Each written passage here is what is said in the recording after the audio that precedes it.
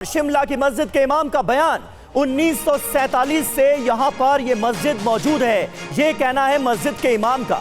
उन्होंने कहा कि मैं यहां पर 22 सालों से नमाज पढ़ा रहा हूं। मस्जिद के कागजात वक्फ बोर्ड के पास मौजूद है। सर, सबसे पहले तो ये क्या मुद्दा है? क्या सच में अवैध निर्माण चल रहा है? क्या आपके कागजों में कुछ कमी है जिसकी वजह से लोग आपत्ति उठा रहे हैं? क्योंकि सरकार में जो मंत्री हैं उन्होंने भी विधानसभा में इस मुद्दे को उठाया। जी, असल में ये जो मामला चला हुआ है, ये वक्फ बोर्ड इस मामले को देख रहा है। ये वक्फ बोर्ड की प्रॉपर्टी है, 1947 से पहले की मस्जिद है। ये कुछ ऐसे सुनने में आ रहा है कि ये नहीं, ये जो भूमि है सरकारी नहीं, ऐसा नहीं है, वो ये वक्फ बोर्ड की ही संपत्ति है। और यहाँ पहले से ही मस्जिद, हमारे आस पड़ोस जो भी है सबको ये मालूम है। मुझे तो 20-22 साल हुए यहाँ नमाज़ पढ़ाते हुए। इससे पूर्व जो है ये पुरानी मस्जिद थी। हाँ, ये है कि इसी मस्जिद को, पुरानी को, जब यहाँ पर कच्ची मस्जिद थी तो इसी को तोड़कर दोबारा से काम हुआ है इसके ऊपर, मगर इसका जो मामला है वो वक्फ बोर्ड देख रहा है। अब जुम्मे पर मस्जिद के इमाम की अपील को लेकर भी खबर जानिए, क्योंकि नमाज के लिए मस्जिद में ना आए लोग, जो जहां है वहीं पर नमाज अदा करें। मस्जिद में नमाज तय वक्त पर ही होगी। शुक्रवार का भी दिन है, तो क्या जुम्मे की नमाज अपने समय से होगी? और कितने लोग यहाँ पर आमतौर पर नमाज पढ़ने के लिए आते हैं, खासकर अगर जुम्मे की बात? नहीं, इंशाल्लाह जुम्मे की नमाज़ तो उसी वक्त होगी जो टाइम है हमारे नमाज का। बाकी है कि लोग कम आएंगे शायद। उसकी वजह ये है कि जैसे कल भी वो हुआ, और असल क्या है कि बाहरी राज्य के ही लोग ज़्यादातर रहते हैं, तो इस वजह से वो सहमे हुए भी हैं, थोड़े डरे हुए। तो नमाज तो अपने वक्त पे ही होगी। आमतौर पर कितने लोग यहाँ पर आते हैं अगर शुक्रवार की बात करें? देखो, ज़्यादातर तो हमने मना ही किया है साथियों को कि क्योंकि इस वक्त जो है हालात इतने बेहतर नहीं है, मगर कम से कम लोग आएँ और अपने जिस तरीके से आते थे आराम से वो आप लोग आएँ और नमाज़ पढ़ें, नमाज़ पढ़कर चले जाएँ।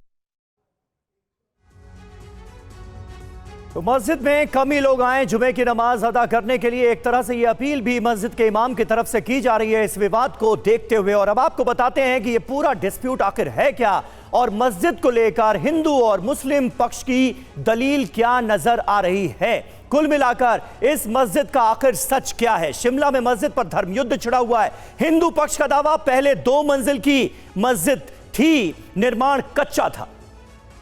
हालांकि मुस्लिम पक्ष की तरफ से दलील समीर ये दी जा रही है कि मस्जिद अवैध नहीं है।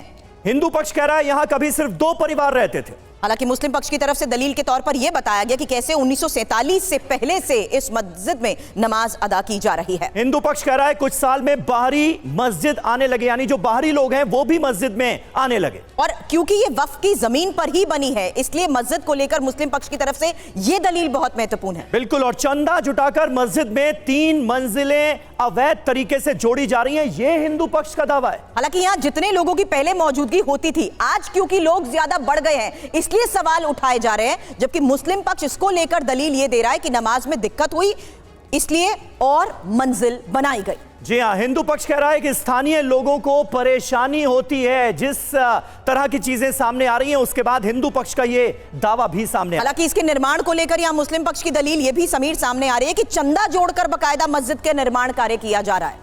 बिल्कुल, और हमारे साथ इस वक्त तमाम खास मेहमान मौजूद हैं, उनसे आपका तारुफ करा दें। समीर चौगावकर जी हमारे साथ मौजूद हैं, वरिष्ठ पत्रकार और लेखक। संजय शर्मा जी हमारे साथ मौजूद हैं, प्रवक्ता भारतीय जनता पार्टी के। मेहरुद्दीन रंगरेज साहब हमारे साथ मौजूद हैं, प्रवक्ता AIMIM के। थोड़ी देर में वो आपको स्क्रीन पर नजर आएंगे। डॉक्टर वरुण पुरोहित हमारे साथ जुड़ चुके हैं, नेता कांग्रेस के। और अभिजीत ठाकुर शिमला से हमारे संवाददाता भी इस वक्त हमारे साथ लाइव मौजूद हैं। लेकिन सबसे पहले मैं बहस की शुरुआत करूं उससे पहले अभिजीत, मैं चाहूंगा कि शिमला से एक ताजा अपडेट आप हमें दे दें, इस मामले में होता हुआ क्या नजर आ रहा है? क्योंकि सरकार के मंत्री का विधानसभा के अंदर जो बयान आया, ऐसा लग रहा है कि वो खुद ये मान रहे हैं कि मस्जिद में अवैध निर्माण किया जा रहा है। अगर ऐसा है तो सरकार की तैयारियां क्या है, आगे होने क्या जा रहा है? जी बिल्कुल, सबसे पहले हम आपको ये बता दें कि कल इस पूरे मामले में एक अहम सुनवाई होने वाली है जो कि म्युनिसिपल कमिश्नर के कोर्ट में होनी है। उसका इंतजार सभी लोग कर रहे हैं, कल अहम फैसला भी आ सकता है।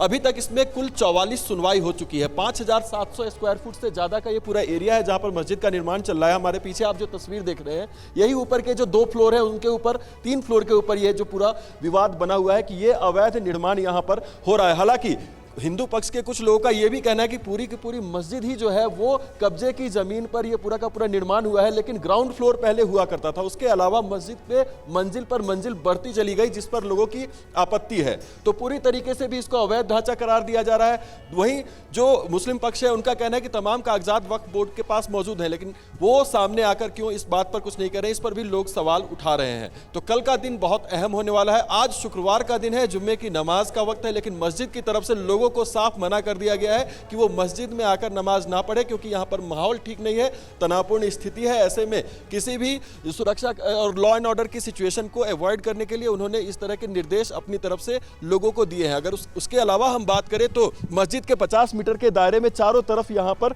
पुलिस की डिप्लॉयमेंट जगह जगह पर है।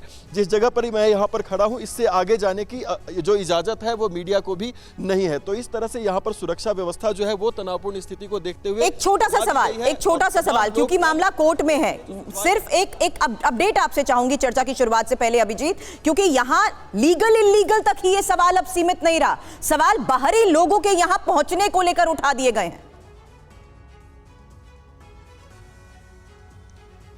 निश्चित तौर पर जो हिंदू संगठनों ने घोषणा की है, उन्होंने तो साफ साफ अल्टीमेटम दे दिया है कि 2 दिनों के भीतर इसका फैसला होना चाहिए, नहीं तो वो अपने हाथों इसका निर्णय करेंगे। दूसरा जो उनका बड़ा क्लेम है वो ये है कि धीरे धीरे लगातार यहाँ पर जो संख्या है वो बीते कुछ सालों में बढ़ी है और उनका कोई वेरिफिकेशन भी पूरी तरीके से नहीं किया जा रहा है। अब इस वेरिफिकेशन की जिम्मेदारी को मस्जिद के इमाम कहते हैं कि ये तो प्रशासन की जिम्मेदारी है कि जो भी लोग बाहर से आ रहे हैं उनका वेरिफिकेशन किया जाए, उनके यहाँ जो लोग आते हैं उनकी वो रजिस्टर में एंट्री करते हैं। तो सबसे बड़ा विवाद एक ये भी है कि जो डेमोग्राफी को बदलने वाली बात कही जा रही है उसमें स्थानीय लोगों का भी कहना है कि मुस्लिम समुदाय के लोगों की संख्या जो है वो यहाँ पर लगातार बढ़ रही है और इसमें ठीक है, बने रहे आप अभिजीत हमारे साथ। डॉक्टर वरुण पुरोहित हमारे साथ मौजूद हैं कांग्रेस पार्टी से। डॉक्टर वरुण, कांग्रेस पार्टी की सरकार है और कांग्रेस पार्टी के नेता और सरकार में मंत्री खुद विधानसभा में इस मुद्दे को उठाते हुए नजर आ रहे हैं, धरने पर बैठ गए वो कल। तो ये बताइए कि इस मामले को हिंदू पक्ष वर्सेस मुस्लिम पक्ष बनाया ही क्यों जा रहा है? अगर कोई दिक्कत है तो प्रशासन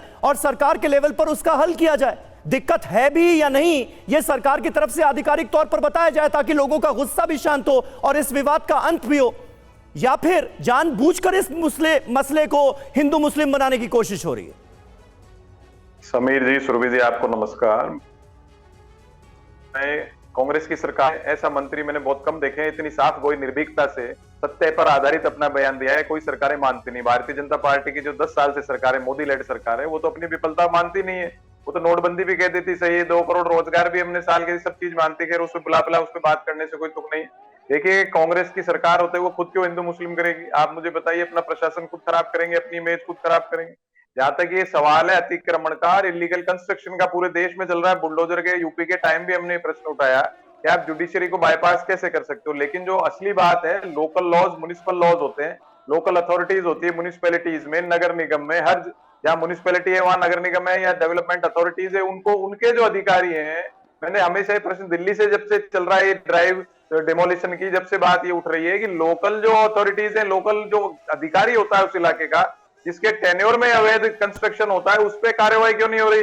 अगर जब तक उसके घर गिरा देते तो पूरे देश में ऐसी स्थिति नहीं होती। और आप कांग्रेस की बात करो, कांग्रेस हिंदू मुस्लिम ही तो भारतीय जनता पार्टी का काम है हिंदू मुस्लिम करना और लोगों को भड़काना। क्योंकि नहीं, एक मिनट डॉक्टर वरुण जी थोड़ा सा मुद्दे पर भी बात कर लिए। आप मतलब शुरुआत होते ही आपने बीजेपी को घेरना शुरू कर दिया। अभी सरकार आपकी है हिमाचल में, जिम्मेदारी आपकी है। मैं आपसे जानना चाहता हूं आपके पास ताजा इनपुट क्या है? इस मस्जिद में जो निर्माण हुआ है वो आपके हिसाब से अवैध है क्या? और अगर अवैध निर्माण हुआ तो फिर प्रशासन कर क्या रहा था, सरकार कर क्या रही थी?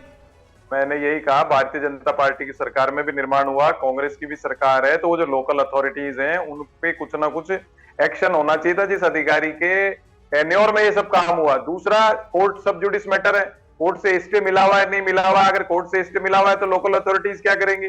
जो नोटिस देती है लोकल अथॉरिटीज, मैं आपको एक बहुत ट्रिकी बात बता रहा हूँ, पूरे देश में चल रही है ये बात और कई साल से चल रही है।